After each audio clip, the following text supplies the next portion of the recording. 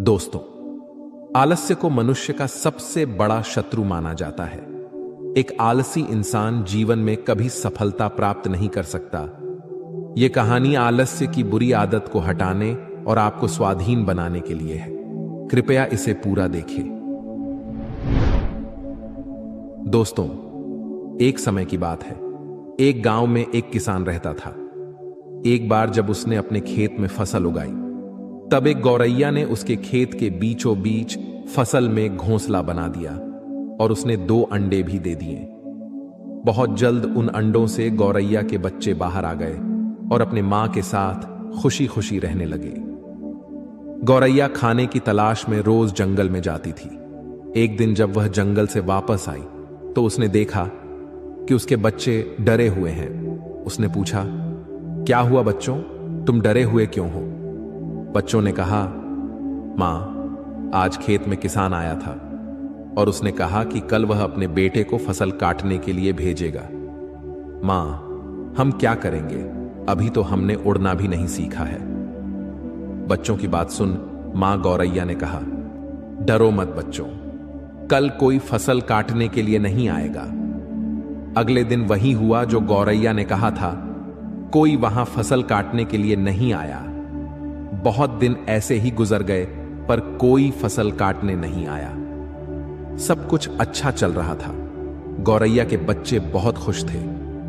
एक दिन फिर जब गौरैया जंगल से वापस आई तब उसके बच्चे फिर से डरे हुए थे।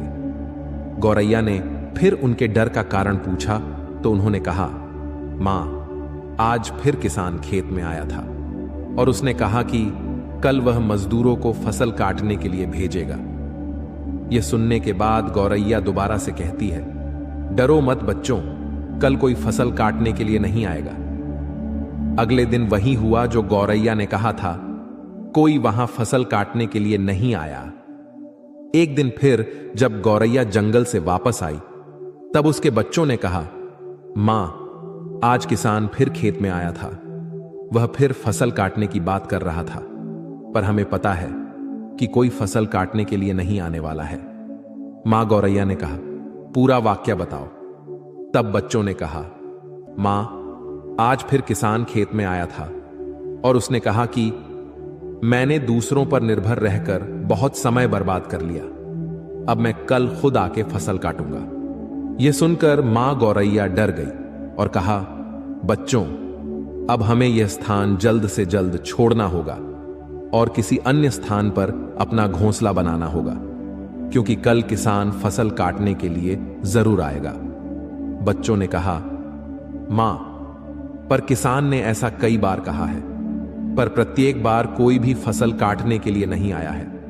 आप इतने सुनिश्चित कैसे हो कि कल किसान फसल काटने के लिए जरूर आएगा? मां गौरैया ने कहा, पहली बार किसान फसल कटाई के लिए अपने बेटे पर निर्भर था। दूसरी बार किसान फसल कटाई के लिए मजदूरों पर निर्भर था।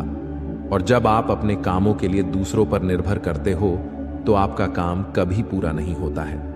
पर तीसरी बार उसने खुद फसल काटने का निर्णय लिया है तो कल वह जरूर आएगा। उस समय तक बच्चे उड़ने के लायक हो गए थे। वो वहां से उड़ गए और किसी दूसरी जगह पर अपना घोंसला बना लिया।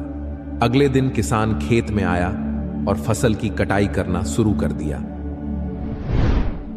दोस्तों, जो इंसान हमेशा दूसरों पर निर्भर करता है उसका काम कभी पूरा नहीं होता। वास्तव में वो आलसी इंसान है। ऐसा इंसान समाज में तिरस्कृत ही होता है।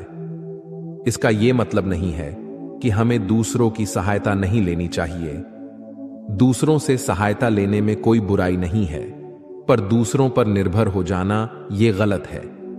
यदि आप अपने काम को अच्छी तरह और निश्चित समय अंतराल में पूर्ण करना चाहते हैं तो उचित रहेगा कि उसे आप स्वयं ही करें।